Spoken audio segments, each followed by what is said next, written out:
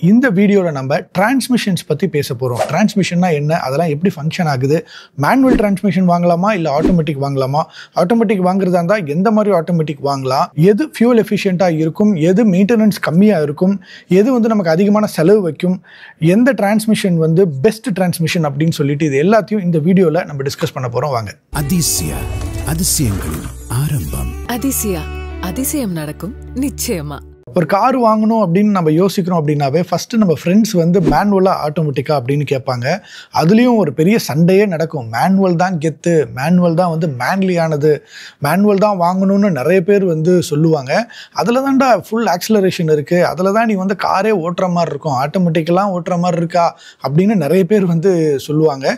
So அதனால் automatic பெரும்பாலும் தவிர்க்கப்படும், மேனுவல் தான் நிறைய பேர் வாங்குவாங்க. இன்ஃபேக்ட் நீங்கள் சேல்ஸ் நம்பர்ஸில் எடுத்து பார்த்தீங்கன்னா கூட மேனுவல் கார்ஸோட சேல்ஸ் தான் ரொம்ப அதிகமாக இருக்கும், ஆட்டோமேட்டிக் கம்மியாக இருக்கும். அதுக்கு காரணம் ஆட்டோமேட்டிக் கொஞ்சம் காஸ்ட்லியாகவும் இருக்கும், மேனுவல் அஃபோர்டபுளாக இருக்கும் அப்படிங்கிற பாயிண்ட்டும் இருக்குது. அதையும் தாண்டி மேனுவல் தான் கெத்து அப்படிங்கிற ஒரு ஃபீல் மார்க்கெட்டில் இருக்குது. நிறைய டிரைவர்ஸ் மேனுவல் தான் விரும்புவாங்க. ஆனால் உண்மையிலே மேனுவல் தான் பெஸ்ட்டா ஆட்டோமேட்டிக் தான் பெஸ்ட்டா அப்படின்னு கேட்டிங்கன்னா ஒவ்வொருத்தரோட யூஸரை பொறுத்து, அவங்களுடைய யூஸ் கேசஸ் பொறுத்து இது மாறும். ஃபார் எக்ஸாம்பிள், யாராவது ஒருத்தர் சிட்டிக்குள்ளே மட்டும்தான் டிரைவ் பண்ண போகிறாரு, bumper to bumper heavy traffic இருக்குது, நான் பீக் டைமில் தான் ஆஃபீஸ்க்கு வரேன், பீக் டைமில் தான் வீட்டுக்கு போகிறேன், அந்த இடத்துல நீங்கள் மேனுவல் டிரைவ் பண்றீங்க அப்படின்னா கண்டிப்பா உங்களுக்கு இடது கால் செம்ம வலி ஏற்பட்டுரும், மூட்டு வலி ஏற்பட்டுரும். ஏன்னா நீங்கள் கிளச்சை அழுத்தி அழுத்தி கியரை மாற்றுறதுக்குள்ளே அவ்வளோ கஷ்டமாயிடும். இதே ஆட்டோமேட்டிக்காக இருந்தால் ரொம்ப ரிலாக்ஸ்டாக நீங்கள் ஆக்சிலரேட் கொடுத்துட்டு திருப்பியும் டீஆக்சிலரேட் பண்ணி ஜாலியாக போக முடியும். ஸோ இந்த மாதிரி டெஸ்ட் கேசஸை பொறுத்து நீங்கள் மேனுவலாக ஆட்டோமேட்டிக்காக அப்படின்னு டிசைட் பண்ணலாம். மேனுவலாக ஆட்டோமேட்டிக்கான்னு இப்படி சண்டை போட்டுக்கிட்டு இருக்கும்போது புதுசாக இப்போ ஈவி கார்ஸ் வந்துருச்சு. எல்லா ஈவி கார்ஸுமே ஆட்டோமேட்டிக் தான். ஸோ இப்போ மேனுவல் தான் வாங்கணும்னு சண்டை போடுறவங்களுக்கெல்லாம் அப்படி ஒரு ஆப்ஷனே ஃபியூச்சரில் இருக்காதோ அப்படிங்கிற ஒரு கேள்வியும் இருக்குது. ஸோ அதனால மேனுவலா ஆட்டோமேட்டிக்கா அப்படின்னு சண்டை போடுறதை விட எது பெஸ்டான டிரான்ஸ்மிஷன், எந்த டிரான்ஸ்மிஷனை வாங்கினா நமக்கு பெஸ்ட் அப்படிங்கிறதையும் பார்க்கலாம். ஃபியூச்சர்ல ஈவி கார்ஸ்ல மேனுவல் டிரான்ஸ்மிஷன் வருமா வராதா, இல்லை எந்த மாதிரி டிரான்ஸ்மிஷன் வரும், இப்போ என்ன டிரான்ஸ்மிஷன் ஈவியில் இருக்குது அப்படிங்கிறதும் நம்ம டிஸ்கஸ் பண்ணலாம். யூஸ்வலாக ஒரு காரில் இன்ஜின் இருக்கும், அந்த இன்ஜினில் கம்பஷன் நடக்கும், அதுலேருந்து நமக்கு பவர் டார்க் இதெல்லாம் வருது. அதை ஒரு கிளச்சில் கனெக்ட் பண்ணியிருப்பாங்க, கிளச்சில் இருந்து ஒரு டிரான்ஸ்மிஷனுக்கு கனெக்ட் பண்ணியிருப்பாங்க. அந்த கிளச்சு நம்ம எந்த கியருக்கு போகலாம் போக வேணாங்கிற டெசிஷன் எடுக்கிறதுக்கு யூஸ் ஆகும். கிராங்க் ஷாஃப்ட் டைரெக்டாக கியருக்கோ இல்லை வீல்கோ கனெக்ட் பண்ணோம்னா கண்டிப்பாக கிராங்க் ஷாஃப்ட்டோ கியரோ வீல்ஸ் எல்லாம் பயங்கரமாக அடி வாங்கிடும். ஸோ அப்படி அடி வாங்காமல் இருக்க தான் இந்த கிளச்சு நமக்கு ஹெல்ப்ஃபுல்லாக இருக்குது. இந்த கிளச்சும் டிரான்ஸ்மிஷனும் சேர்ந்து தான் நமக்கு பவரை ரொம்ப லீனியராக கண்டினியூஸாக நம்ம வீலுக்கு கடத்த உதவுது. ஸ்பீடை கண்ட்ரோல் பண்ணவோ டார்க்கை கண்ட்ரோல் பண்ணவோ இது உதவுது. ஃபியூல் எஃபிஷியன்சி இம்ப்ரூவ் பண்ணுறதுக்கு இந்த டிரான்ஸ்மிஷன் உதவும். அதோட இன்ஜின் லாங்கிட்டிவிட்டி, அதாவது ஒரு இன்ஜின் நல்லா செயல்படுறதுக்கு டிரான்ஸ்மிஷன் ரொம்பவே உதவும். ஃபைனலா டிரைவிங் கம்ஃபர்ட் ஒரு டிரான்ஸ்மிஷன் கொடுக்கும். இதனால தான் ஒரு கார்ல டிரான்ஸ்மிஷன்ங்கிறது ரொம்ப ரொம்ப முக்கியம். டிரான்ஸ்மிஷன் வர்றப்ப ஒரு 6 வகை டிரான்ஸ்மிஷன் இருக்கு. ஃபர்ஸ்ட் எம்டி மேனுவல் டிரான்ஸ்மிஷன், ரெண்டாவது ஏஎம்டி ஆட்டோமேட்டட் மேனுவல் டிரான்ஸ்மிஷன், மூணாவது ஏடி.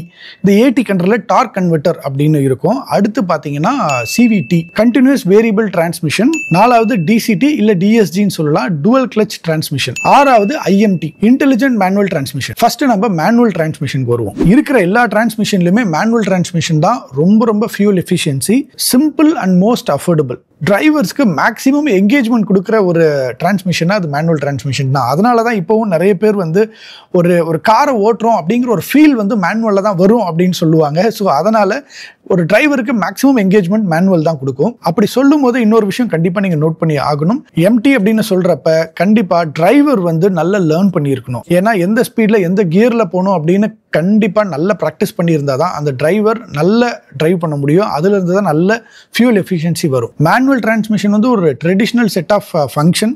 உங்களுக்கு இன்ஜின், அதுக்கப்புறம் கிளச்சு, அதுக்கப்புறம் டிரான்ஸ்மிஷன் வச்சிருப்பாங்க. ஸோ இன்ஜின்லேருந்து கிளச்சு, அப்புறம் கிளச்சிலேருந்து டிரான்ஸ்மிஷன், அப்புறம் டிரான்ஸ்மிஷன்லேருந்து டிஃபரன்ஷியல்லேருந்து உங்களுக்கு வீலில் கனெக்ட் ஆகிருக்கும். இப்படி கனெக்ட் ஆகிற ஃபங்க்ஷனில் கிளச்சு எங்கேஜ் ஆகும், டிஸ்எங்கேஜ் ஆகிறப்ப இங்கே டிரான்ஸ்மிஷனுக்கு உள்ளார பார்த்தீங்கன்னா நிறைய கியர்ஸ் இருக்கும். ஒவ்வொரு கியரும் உங்களுக்கு சின்ன கியர், பெரிய கியர்னு இருக்கும். அது first gear, second gear, third கியர்னு இருக்கும்.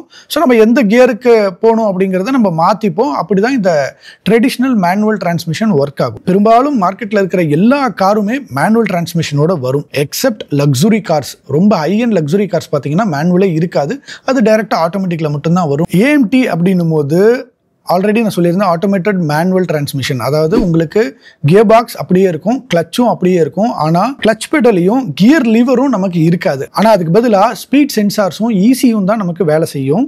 ஸ்பீட் சென்சார் வந்து உங்களுக்கு இன்ஜின்குள்ளாரையும் அதே மாதிரி வீல்லையும் வச்சிருப்பாங்க. அது என்ன பண்ணும் அப்படின்னா எவ்வளோ ஸ்பீடாக இந்த வீல் சுற்றுது, அந்த இன்ஜினோட ஆர்பிஎம் எவ்வளோ ரொட்டேட் ஆகுது அப்படிங்கிறத கால்குலேட் பண்ணி அது வந்து ECUக்கு அனுப்பும். ECU என்ன பண்ணும், அந்த ஸ்பீடுக்கு ஏற்ற மாதிரி எந்த கியருக்கு போகலாம் அப்படிங்கிறத அந்த ECU வந்து மேப் பண்ணி அழகாக வந்து கியரை மாற்றி விட்டுரும். நாம் எதுவும் பண்ண மாட்டோம், ஆனால் அந்த மெக்கானிசம் இருக்கும், அந்த ஃபிசிக்கலாக அந்த பார்ட்ஸ் எல்லாம் அப்படியே இருக்கும். அந்த பார்ட்ஸை எலக்ட்ரானிக்கலாக ஒரு கம்ப்யூட்டர் ஹேண்டில் பண்ற மாதிரி ஹேண்டில் பண்றது தான் AMT. One of the most affordable automatic car அப்படின்னு நீங்க நினைச்சீங்கன்னா அந்த AMT தான் நிறைய வரும். முக்கியமா சின்ன கார்கள்ல Alto, WagonR, Tiago, Swift, Grand i ten, நியாசியா, நெக்ஸான்ல கூட இந்த AMT மாடல்ல டிரான்ஸ்மிஷன்ஸ் வந்துகிட்டு இருக்கு. மேனுவலா நாம கியர் மாத்தாம ஒரு கம்ப்யூட்டர் டிசைட் பண்றதுனால ஒரு ஸ்லைட்டான லேக் இருக்கும். அந்த லேக் தான் வந்து இந்த AMT ஓட்டுறப்ப நமக்கு வந்து ஒரு பெரிய டிஸ்டர்பன்ஸாக இருக்கும். ஃபார் எக்ஸாம்பிள் வந்து நீங்கள் ட்ரைவ் பண்ணிகிட்டே இருக்கும்போது ஆக்சிலரேட் பண்ண அப்புறம் இன்ஜின் ரன் ஆன அப்புறம் அந்த இன்ஜின் RPM எவ்வளோன்னு அந்த சென்சார் எடுத்து ECU காமிச்சு அந்த ECU ரீட் பண்ணி டிரான்ஸ்மிஷன் காமிச்சு அந்த டிரான்ஸ்மிஷனில் கியர் விழுற அந்த ஒரு மைக்ரோ செகண்ட் டிலே இருக்கு இல்லைங்களா, அந்த லேக் வந்து ஒரு ஸ்லைட்டான டிசப்பாயின்மெண்ட் ஏற்படுத்தும். அதனால AMT ஓட்டுறவங்க எல்லாருமே வந்து ஒரு லேக் இருக்கு அப்படிங்கிற ஒரு கம்ப்ளைண்ட் இருக்கும். ஆனால் அது ஒன்றும் பிரச்சனை இல்லை. சிட்டியில் அடிக்கடி கியர் மாற்றுறதுக்கு பதிலாக கிளச்சை அடிக்கடி மெரிச்சிக்கிட்டே இருக்கு பதிலாக இது எனக்கு ரொம்ப ரிலாக்ஸ்டா இருக்குன்னு சொல்லிட்டு நிறைய பேர் சிட்டி யூசர்ஸ் இந்த AMT தான் வாங்குவாங்க. அடுத்து மூணாவதா பாத்தீங்கன்னா வந்து AT டார்க் கன்வெர்ட்டர். இதுதான் வந்து ரொம்ப ரொம்ப ஓல்டஸ்ட் அண்ட் ரொம்பவே டெஸ்ட் பண்ணி ரொம்பவே ப்ரூவன் ஆன ஒரு டிரான்ஸ்மிஷன் அப்படின்னு சொல்லலாம். இதுல வந்து பாத்தீங்கன்னா இன்ஜின், அதுக்கப்புறம் டிரான்ஸ்மிஷன், ஆனா அந்த கிளச்சுக்கு பதிலா 2 டர்பைன்ஸ் இருக்கும். அந்த டர்பைனுக்குள்ள ஆயில் இருக்கும். ஸோ ஒரு டர்பைன் இன்ஜினோட கனெக்ட் ஆயிருக்கும், இன்னொரு டர்பைன் வந்து டிரான்ஸ்மிஷனோட கனெக்ட் ஆயிருக்கும். ஸோ உள்ள வந்து ஆயில் இருக்கும். இன்ஜின் எப்பெல்லாம் ரொட்டேட் ஆகுதோ அந்த ரொட்டேட் ஆகிறப்ப உள்ள இருக்கிற ஆயில் வந்து இந்த டர்பைனை வந்து ரொட்டேட் பண்ணும்.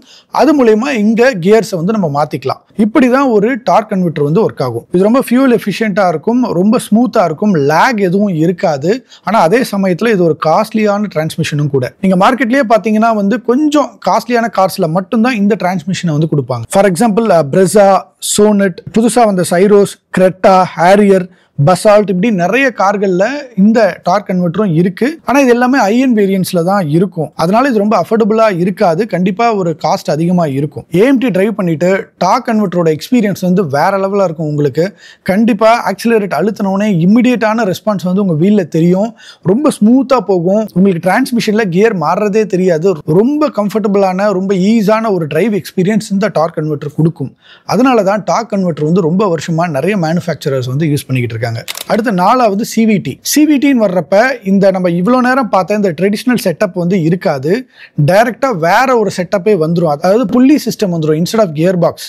ஸோ புள்ளி சிஸ்டம்ங்கிறது ஒரு 2 புள்ளி இருக்கும். அது வந்து பெல்ட்டோட கனெக்ட் ஆயிருக்கும். இன்ஜின் எவ்வளோ ஸ்பீடாக ரொட்டேட் ஆகுதோ அதை பொறுத்து இந்த பெல்ட்டோட பொசிஷன் வந்து ஒரு இடத்துல இருந்து இன்னொரு இடம் வந்து மாறும்போது இது வந்து ஒரு கண்டினியூஸ் வேரியபிள் டிரான்ஸ்மிஷனாக வந்து மாறுது. எல்லா டிரான்ஸ்மிஷனை விட இந்த டிரான்ஸ்மிஷன் தான் அதிகப்படியான ஃபியூல் எஃபிஷியன்சி கொடுக்கும். இது வந்து அஃபோர்டபுளான டிரான்ஸ்மிஷன் கூட தான். ஆனால் பிரச்சனைன்னு வந்துருச்சுன்னா மெயின்டெனன்ஸ் வந்து ரொம்ப அதிகம். ஏன்னா இதோட செட்டப்பே கம்ப்ளீட்டாக வேற அப்படிங்கிறதுனால இதை வந்து நீங்கள் கலட்டி இதை வந்து நீங்கள் திருப்பியும் மெயின்டெனன்ஸ் பண்ணணும் அப்படின்னும் போது இதுக்கு கொஞ்சம் காஸ்ட்லியாக இருக்கும்.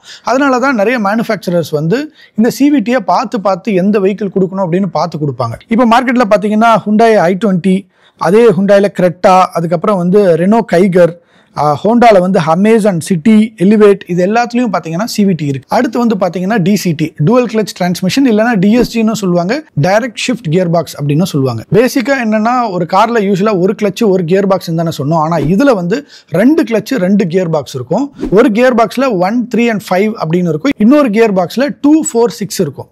ஸோ ஒரு கிளச்சு வந்து இந்த 1, 3, 5 வந்து ஹேண்டில் பண்ணும். இன்னொரு கிளச்சு வந்து 2, 4, 6 ஹேண்டில் பண்ணும். இப்படி நான் சொல்லும் போது உங்களுக்கு கிளியரா புரிஞ்சிருக்கும். இன்ஜின் வந்து ரொட்டேட் ஆகிறப்ப ஃபர்ஸ்ட் கியர்ல வந்து மூவ் ஆகும். ஃபர்ஸ்ட் கியர் மூவ் ஆகிட்டு இருக்கும் போதே ஆட்டோமேட்டிக்கா சென்சார் வந்து இதுக்கு அடுத்து 2வது கியர் தான் போக போகுதுன்னு தெரிஞ்ச உடனே அடுத்து அந்த ஸ்பீடு ரீச் ஆகும்போது ஃபர்ஸ்ட் கியரை டிஸ்எங்கேஜ் பண்ணி கரெக்டாக 2வது கிளச் வந்து 2வது கியரை வந்து போட்டுரும். இப்படி கண்டினியூஸாக நடக்கிறதுனால இதுலயும் பார்த்தீங்கன்னா உங்களுக்கு லேகே தெரியாது. அதே மாதிரி ரெஸ்பான்சிவாக இருக்கும். கார் வந்து ரொம்ப ஸ்பீடாக போகும்.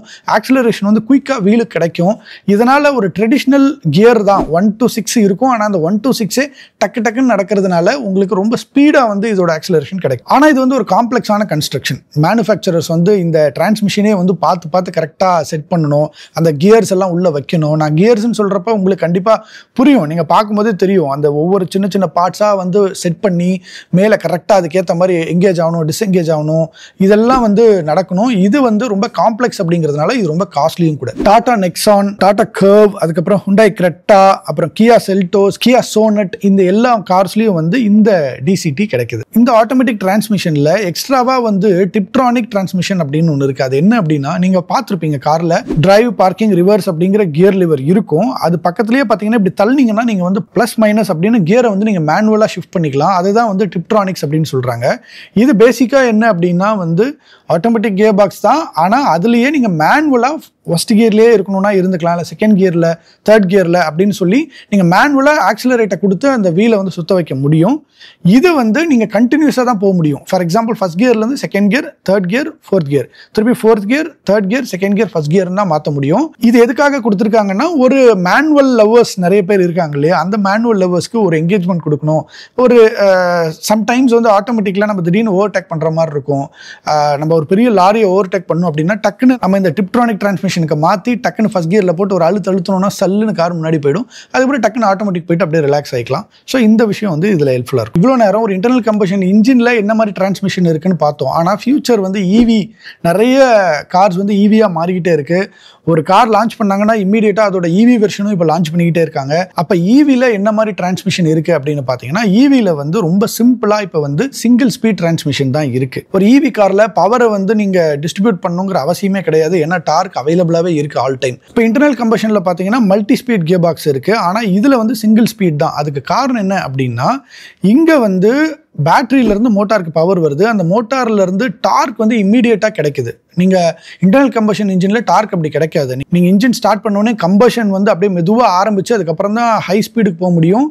ஆனால் ஈவியில் அப்படி கிடையாது. நீங்கள் ஈவியில் வண்டியை ஸ்டார்ட் பண்ணி ஆக்சிலரேட் பண்ண உடனே இம்மீடியட்டாக பவர் மோட்டாருக்கு வந்த உடனே மோட்டார் டக்குன்னு ரன் ஆகுது. அதாவது இம்மீடியட்டாக டார்க் வந்து அவைலபிளாக இருக்கிறதுனால அதை வந்து டைரக்டாக செட் ஆஃப் கியர்ஸ் கொடுத்து மோட்டரோட ஸ்பீடுக்கு ஏற்ற மாதிரி மேட்ச் பண்ணி அந்த கியர்ல இருந்து நேராக வீலுக்கு பவர் கொடுத்துட்றாங்க.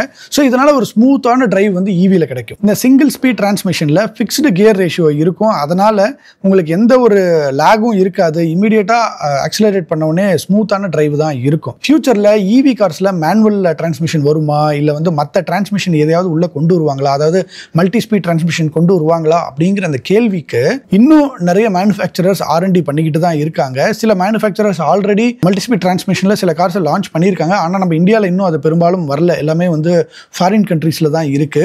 முக்கியமாக மஹேந்திரா பார்த்தீங்கன்னா தார் வந்து ஈவி தார் கொண்டு வரதுக்கு ஒரு பிளான் பண்ணிட்டு இருக்காங்க. அதுல ஆப்வியஸ்லி வந்து ஒரு ஆல் வீல் டிரைவ் பிளஸ் வந்து டிஃபரன்ஷியல் லாக் எல்லாம் கொடுத்து பண்ணணும் போது மேனுவல் கியர் இல்லைனாலும் ஒரு ஆட்டோமேட்டிக் கியர்ல ஆனா கண்டிப்பா ட்ரெடிஷனல் டிரான்ஸ்மிஷன்லாம் உள்ள வரதுக்கான வாய்ப்பு இருக்கு. ஆனா இதுக்கு நிறைய R&D பண்ணிக்கிட்டு இருக்காங்க. ஆனா அதெல்லாம் ஃபியூச்சர் R&Dல தான் தெரியும். ஆனா அதுவே பாத்தீங்கன்னா வந்து ஹைபிரிட் எலக்ட்ரிக் வெஹிக்கிள் கார்ஸ் வந்து நிறைய இருக்கு. இப்பவே நம்ம ஊர்ல டொயோட்டால, மாருதி சுசுகி இவங்கெல்லாம் வந்து ஹைபிரிடோட கொடுக்குறாங்க. ஹோண்டாலையும் இருக்கு. ஸோ அதுல பாத்தீங்கன்னா வந்து உங்களுக்கு இன்டர்னல் கம்பஷன் இன்ஜினும் இருக்கும், பேட்டரியும் இருக்கும், மோட்டாரும் இருக்கும். ஸோ இந்த ரெண்டையும், மோட்டாரையும் அப்புறம் இன்ஜினையும் ஹேண்டில் பண்றதுக்கு ஆப்வியஸ்லி ட்ரெடிஷனலா டிரான்ஸ்மிஷன்ஸ் தான் யூஸ் பண்றாங்க. மோஸ்ட்லி CVT யூஸ் பண்றாங்க. நிறைய பேர் டார்க் கன்வெர்ட்டரும் யூஸ் பண்றாங்க. ஸோ இது மூலியமா வந்து அவங்களால வந்து இன்டர்னல் கம்பஷன் இன்ஜினையும் ஹேண்டில் பண்ண முடியும். அதே சமயத்தில் மோட்டார்ல இருந்து பவர் வருதுன்னா அதை டைரக்டா வந்து கியர் கொடுத்து கியர்ல இருந்து டிஃபரன்ஷியல் போய் டிஃபரன்ஷியல் வீல் கொண்டு வந்துடுறாங்க. ஸோ இதனால ஒரு ஸ்மூத்தான டிரைவும் நடக்குது. ஸோ ஃபியூச்சர் வந்து ஹைபிரிட் எலக்ட்ரிக் வெஹிக்கிளா, இல்லை ஒன்லி எலக்ட்ரிக் வெஹிக்கிளா, இல்லை வந்து இந்த டிரான்ஸ்மிஷன்லாம் வந்து மேனுவல் டிரான்ஸ்மிஷன்லாம் காணாமல் போயிடுமா அப்படிங்கிறது ஃபியூச்சர் R&Dல தான் நமக்கு தெரியும். ஆனால் இந்த டிரான்ஸ்மிஷனோட ஹெல்த்தை வந்து நம்ம எப்படி காப்பாற்றிக்கலாம் அப்படின்னு பார்த்தீங்கன்னா, நீங்கள் ஒரு கார் டிரைவராக இருக்கீங்க, நீங்கள் டெய்லியும் கார் ஓட்டுறீங்க அப்படின்னா கண்டிப்பாக நீங்கள் அக்ரெசிவ் டிரைவிங்கை வந்து அவாய்ட் பண்ணணும். ஏன்னா நீங்கள் இமீடியட்டாக ஆக்சிலரேட் பண்ணுறீங்க, கொஞ்சம் அக்ரெசிவாக வந்து கியர்லாம் அடிக்கடி ஷிஃப்ட் பண்ணுறீங்க அப்படின்னும் போது டிரான்ஸ்மிஷன் சீக்கிரமாகவே வந்து பாதிக்கும், கிளச்சு சீக்கிரமாக பாதிக்கும். ஸோ இதனால் வந்து உங்களுக்கு செலவு தான் அதிகமாகும். ஸோ ஒரு அக்ரெசிவ் டிரைவிங்கை அவாய்ட் பண்ணணும். ரெண்டாவது, நம்ம இன்ஜினுக்குள்ளார எப்படி ஆயில் இருக்கோ அதே மாதிரி டிரான்ஸ்மிஷனுக்குள்ளாரையும் ஆயில் இருக்கும். அதோடைய இன்டர்வல் வந்து ரொம்ப அதிகமாக இருக்கும். அதனால நீங்க மேனுஃபேக்சர் கிட்ட அவங்களோட கைடன்ஸ் படி அந்த டிரான்ஸ்மிஷன் ஆயிலையும் மாற்ற வேண்டியதாக இருக்கும். அதை கரெக்டாக செக் பண்ணல அப்படின்னாலும் டிரான்ஸ்மிஷன் சீக்கிரமாக போயிடும். நீங்கள் டிரான்ஸ்மிஷன்ல இருந்து திடீர்னு ஏதாவது ஒரு அன்யூஷுவல் சவுண்டு வருது, உங்களுக்கு வந்து திடீர்னு வந்து டிரான்ஸ்மிஷனுடைய அந்த ஃபங்க்ஷன் வந்து மாறுது அப்படின்னா அதை வந்து இக்னோர் பண்ணாதீங்க. இம்மீடியட்டாக நீங்கள் உங்களுடைய தெரிஞ்ச மெக்கானிக்கிட்டையோ இல்லை சர்வீஸ் சென்டரில் கொடுத்து இம்மீடியட்டாக அதை செக் பண்ணிவிடுங்க. அப்படி நம்ம ஈஸியாக மெயின்டைன் பண்ண முடியும். அதே போல் நீங்கள் டிரைவ் பண்ணுறப்ப கரெக்டான ஸ்பீடில் கரெக்டான கியரில் இருக்கணும். நம்ம வந்து நல்ல ஒரு ஹை ஸ்பீடில் போயிட்டு இருக்கோம், சடனாக செகண்ட் கியரோ இல்லை ஃபஸ்ட் கியரோ மாற்றணும்னா அப்போவும் நிறைய கிளச்சும் கியரும் அடி வாங்குவோம். அதே மாதிரி நம்ம செகண்ட் கியரில் இருந்துக்கிட்டே ஓவராக ஆக்சிலரேட் பண்ணாலும் கியருக்கு நிறைய அழுத்தம் கொடுத்து கியர்ஸ் வந்து நிறைய அடி வாங்கும். ஸோ அதனால் வந்து கரெக்டான ஸ்பீடில் கரெக்டான கியரில் இருக்கணும். ஃபைனலாக ரெகுலரான மெயின்டெனன்ஸ் கண்டிப்பாக நீங்கள் செக் பண்ணிக்கிட்டே இருக்கணும். இதெல்லாம் பண்ணிங்கன்னா ஒரு டிரான்ஸ்மிஷனை பாதிக்காமல் ரொம்ப நாளைக்கு டிரைவ் பண்ண வைக்க முடியும். ஸோ இவ்வளோ நேரம் ஒரு காரோட டிரான்ஸ்மிஷன்லாம் என்ன, மேனுவலா இல்லை வந்து ஆட்டோமேட்டிக்கா இல்லை ஈவியில் ஃபியூச்சர் என்ன அப்படிங்கிறத டிஸ்கஸ் பண்ணோம். கண்டிப்பாக இந்த தகவல் உங்களுக்கு பிடிச்சிருக்கும் நம்புறேன். பிடிச்சிருந்தா லைக் பண்ணுங்க, ஷேர் பண்ணுங்க. இந்த மாதிரி இன்னும் நிறைய ஆட்டோமொபைல் கண்டென்ட்டுக்கு மோட்டார் வீடன் யூடியூப் சேனலை சப்ஸ்கிரைப் பண்ணிடுங்க.